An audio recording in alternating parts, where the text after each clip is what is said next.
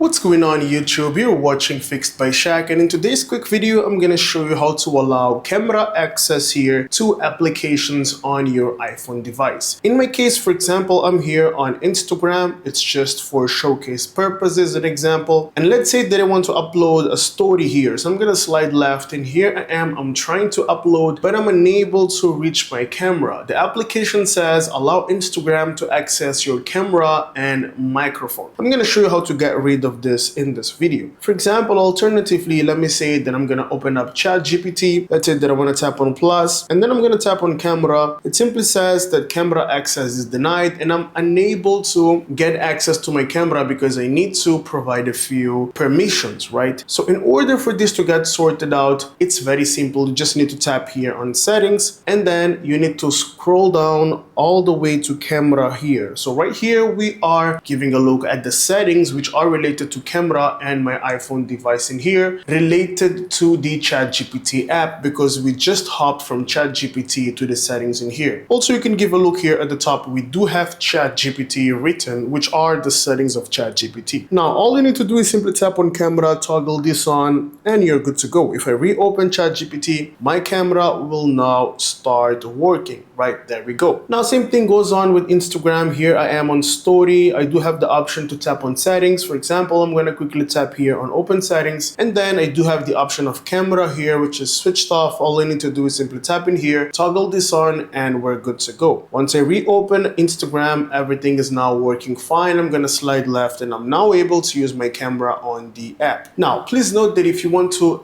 do this in bulk for several applications here all in once, all you want to do is simply go left, tap on settings real quick in here, and then you want to scroll down all the way to privacy and access, right? So there we go, privacy and security, and then you want to scroll down all the way to camera down here. Okay, so you want to hop into camera real quick, and you want to give a look at all the apps that have access to camera. You want to give access by toggle it on, and then if you wish to deselect a specific app, or if you don't wish to grant access to a specific app, all you need to do is simply disable the option in here for that specific app. Now, this is very important. It's a cool feature that Apple has provided that allows us to actually control everything. Okay, so what Apple is saying is, hey, I do not know about third-party apps, if they're secure or safe. So we do have these settings that will allow us to manually grant access to those specific applications. You may be in a situation where you're simply using your phone and this specific app can launch something and start using. Okay, so that's why we do have this security measure in here. Alternatively, I also wanted to let you guys know that whenever you open camera, or whenever a specific app launches your camera, you'll be able to see a green dot here at the top. So always give a look at that. I've closed it, it vanished. I've opened it, it has appeared. So always pay attention. Whenever you see any dot over there at the top, that may mean that something is being used on your phone. So now you can actually track and make sure that you're not being spied here on your phone, which is very, very interesting, to be honest. Now, alternatively, we're not just talking about camera. Just to add on to this video so you can actually gain more knowledge or more information about security and privacy issues in here, you can also manipulate the microphone settings as well. So you can hop into settings, for example, and you can actually give permission to the apps that you wish to actually get access to your microphone. For example, if you do have a strange application that you don't trust, that you've just installed, but you're giving it a try, you're trying to see what exactly is the app about, double check if you really need to give permission of your microphone. If there's no need, then you can simply toggle it off and turn it off, and that specific app will function without getting access to your microphone. Now, also, we do have